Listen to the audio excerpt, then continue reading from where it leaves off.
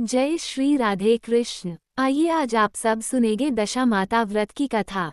दशा माता का व्रत प्रत्येक वर्ष फाल्गुन मास कृष्ण पक्ष की दशमी तिथि के दिन खास करके धारण किया जाता है। वहीं पर फाल्गुन मास कृष्ण पक्ष प्रतिपदा से लेकर के दशमी तिथि तक प्रत्येक दिन दशा माता का कथा श्रवण किया जाता है। खास करके इस व्रत को स्त्रियां धारण करती हैं, जिससे कि संतान की रक्षा होती है, उन्नति होती है तथा सभी प्रकार के सुख और समृद्धि की प्राप्ति होती है। तो आइए सुनते हैं दशा माता के कोप से बचाने वाली पौराणिक कथा। तो बोलिए प्रेम से दशा माता की जय। कथा के अनुसार प्राचीन समय में राजा नल और दमयंती रानी सुखी पूर्वक राज्य करते थे। उनके 2 पुत्र थे। उनके राज्य में प्रजा सुखी और संपन्न थी। एक दिन की बात है कि उस दिन होली दशा थी। एक ब्राह्मणी राजमहल में आई और रानी से कहा, दशा का डोरा ले लो। बीच में दासी बोली, हाँ रानी साहिबा, आज के दिन सभी सुहागिन महिलाएं दशा माता का पूजन और व्रत करती है तथा इस डोरे की पूजा करके गले में बांधती है, जिससे अपने घर में सुख समृद्धि आती है। अतः रानी ने ब्राह्मणी से डोरा ले लिया और विधि अनुसार पूजन करके गले में बांध लिया। कुछ दिनों के बाद राजा नल ने दमयंती के गले में डोरा बंधा हुआ देखा। राजा ने पूछा, इतने सोने के गहने पहनने के बाद भी आपने ये डोरा क्यों पहना है? रानी कुछ कहती इसके पहले ही राजा ने डोरे को तोड़कर जमीन पर फेंक दिया। रानी ने उस डोरे को जमीन से उठा लिया और राजा से कहा, ये तो दशाभाता का डोरा था। आपने उनका अपमान करके अच्छा नहीं किया। जब रात्रि में राजा सो रहे थे तब दशा माता स्वप्न में बुढ़िया के रूप में आई और राजा से कहा कि हे राजन, तेरी अच्छी दशा जा रही है और बुरी दशा अब आ रही है। तूने मेरा अपमान करके अच्छा नहीं किया है। ऐसा कहकर बुढ़िया दशा माता अंतर्ध्या हो गई। अब जैसे तैसे दिन बीतते गए। वैसे वैसे कुछ ही दिनों में राजा के ठाट और बाट, हाथी, घोड़े, लाभ, लश्कर, धन धान्य, सुख शांति सब कुछ नष्ट होने लगे। अब तो भूखे मरने का समय आ गया। एक दिन राजा ने दमयंती से कहा, तुम अपने दोनों बच्चों को लेकर अपने मायके चली जाओ। रानी ने कहा, मैं आपको छोड़कर कहीं नहीं जाऊंगी। जिस प्रकार आप रहेंगे उसी प्रकार मैं भी आपके साथ रहूंगी। तब राजा ने कहा, अपने देश को छोड़कर दूसरे देश में चले। वहां जो भी काम मिल जाएगा वही काम कर लेंगे। इस प्रकार नल और दमयंती अपने देश छोड़कर चल दिए।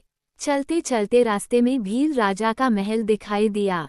वहां राजा ने अपने दोनों बच्चियों को अमानत के तौर पर छोड़ दिया। आगे चले तो रास्ते में राजा के मित्र का गांव आया। राजा ने रानी से कहा, चलो हमारे मित्र के घर चलो। मित्र के घर पहुंचने पर उनका खूब आदर सत्कार हुआ और पकवान बनाकर भोजन कराया। मित्र ने अपने शयन कक्ष में सुलाया। उसी कमरे में मोर की आकृति की खूंटी पर मित्र की पत्नी का हीरो जरा कीमती हार टंगा हुआ था।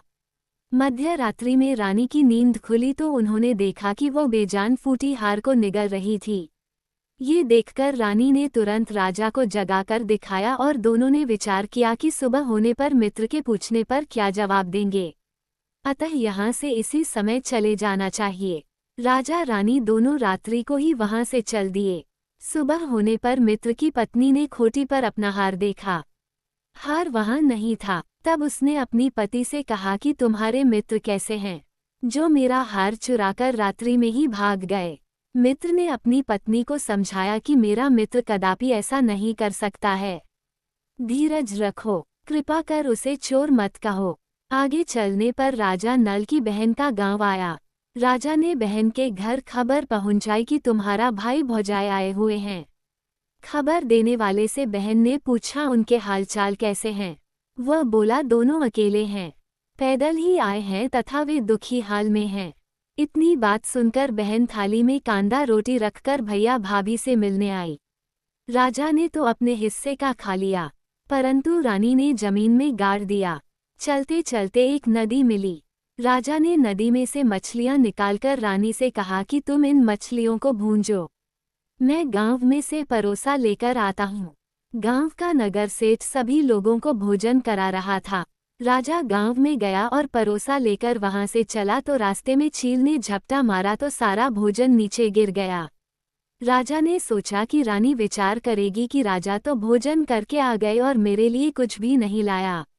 इधर रानी मछलियां भूजने लगी तो दुर्भाग्य से सभी मछलियां जीवित होकर नदी में चली गई। रानी उदास होकर सोचने लगी कि राजा पूछेंगे और सोचेंगे कि सारी मछलियां खुद ही खा गई है। जब राजा आए तो मन ही मन समझ गए और वहां से आगे चल दिए। चलते चलते रानी के मायके का गांव आया। राजा ने कहा, तुम अपने मायके चले जाओ, वहां दासी का कोई भी काम कर लेना, मैं इसी गांव में कहीं नौकर हो जाऊंगा। इस प्रकार रानी महल में दासी का काम करने लगी और राजा तेली के घर पर काम करने लगा। दोनों को काम करते करते बहुत दिन हो गए। जब होली दशा का दिन आया तब सभी रानियों ने सिर धोकर स्नान किया। दासी ने भी स्नान किया। दासी ने रानियों का सिर गथा तो राजमाता ने कहा, मैं भी तेरा सिर गूंथ दूं। ऐसा कहकर राजमाता जब दासी का सिर गूंथ रही थी तब उन्होंने दासी के सिर में पद्म देखा। ये देखकर राजमाता की आंखें भर आई और उनकी आंखों से आंसू की बूंदें गिरी। आंसू जब दासी की पीठ पर गिरी तो दासी ने पूछा, आप क्यों रो रही हो? राजमाता ने कहा, तेरे जैसी मेरी भी बेटी है जिसके सिर में भी पद्म था। तेरे भी सिर में पद्म है। ये देखकर मुझे उसकी याद आ गई। तब दासी ने कहा, मैं ही आपकी बेटी हूँ। दशा माता के कोप से मेरे बुरे दिन चल रहे हैं, इसलिए यहाँ चली आई। माता ने कहा, बेटी तूने यह बात हमसे क्यों छिपाई? दासी ने कहा, माँ मैं सब कुछ बता देती तो मेरे बुरे दिन नहीं कटते। आज मैं दशा माता का व्रत करूंगी तथा उनसे गलती की क्षमा याचना करूंगी। अब तो राजमाता ने बेटी से पूछा, हमारे जमाई राजा कहाँ है? बेटी बोली, वे इसी गांव में किसी तेली के घर पर काम कर रहे हैं। अब गांव में उनकी खोज कराई गई और उन्हें महल में लेकर आए। जमाए राजा को स्नान करवाया, नए वस्त्र पहनाए और पकवान बनाकर उन्हें भोजन करवाया। अब दशा माता के आशीर्वाद से राजा नल और दमयंती के अच्छे दिन लौट आए। कुछ ही दिन वही बिताने के बाद अपने राज्य जाने को कहा। दमयंती के पिता ने खूब सारा धन लाभ, लश्कर, हाथी, घोड़े आदि देकर बेटी जमाई को विदा किया। रास्ते में वही जगह आई जहां रानी ने मछलियां को भुना था और राजा के हाथ से छील के झपट्टा मारने से भोजन जमीन पर आ गिरा था। तब राजा ने कहा, तुमने सोचा होगा कि मैंने अकेले ही भोजन कर लिया होगा, परंतु चील ने झपट्टा मारकर गिरा दिया था। अब रानी ने कहा, आपने सोचा होगा कि मैं मछलियां भूनकर अकेली ही खा गई होंगी, परंतु वे तो जीवित होकर नदी में चली गई थी। चलते चलते अब राजा की बहन का गांव आया। राजा ने बहन के यहाँ खबर भेजी। खबर देने वाले से पूछा कि उनके हालचाल कैसे हैं। उसने बताया कि वे बहुत अच्छी दशा में है, उनके साथ हाथी, घोड़े, लाव लश्कर है। ये सुनकर राजा की बहन मोतियों की थाल सजाकर लाई। तभी दमयंती ने धरती माता से प्रार्थना की और कहा कि माँ, आज मेरी अमानत मुझे वापस दे दो। ये कहकर उस जगह को खोदा जहाँ कांदा रोटी गाड़ दिया था। खोदने पर रोटी तो सोने की और कांदा चांदी की हो गई। ये दोनों चीजें बहन की थाली में डाल दी और आगे चलने की तैयारी करने लगी। वहां से चलकर राजा अपने मित्र के घर पहुंचे। मित्र ने उनका पहले के समान ही खूब आदर सत्कार किया और सम्मान किया। रात्रि विश्राम के लिए उन्हें उसी शयन कक्ष में सुलाया। मोरनी वाली खूंटी के हार निगल जाने वाली बात से नींद नहीं आई। आधी रात के समय वही मोरनी वाली खूंटी हार उगलने लगी तो राजा ने अपने मित्र को जगाया तथा रानी ने मित्र की पत्नी को जगाकर दिखाया। आपका हार तो इसने निगल लिया था, आपने सोचा होगा कि हार हमने चुराया है। दूसरे दिन प्रातःकाल नित्य कर्म से निपटकर वहां से वे चल दिए। वे भील राजा के यहाँ पहुँचे और अपने पुत्रों को मांगा तो भील राजा ने देने से मना कर दिया। गांव के लोगों ने उन बच्चों को वापस दिलाया। नल दमयंती अपने बच्चे को लेकर अपनी राजधानी के निकट पहुँचे तो नगर वासियों ने लाव लश्कर के साथ उन्हें आते देखा।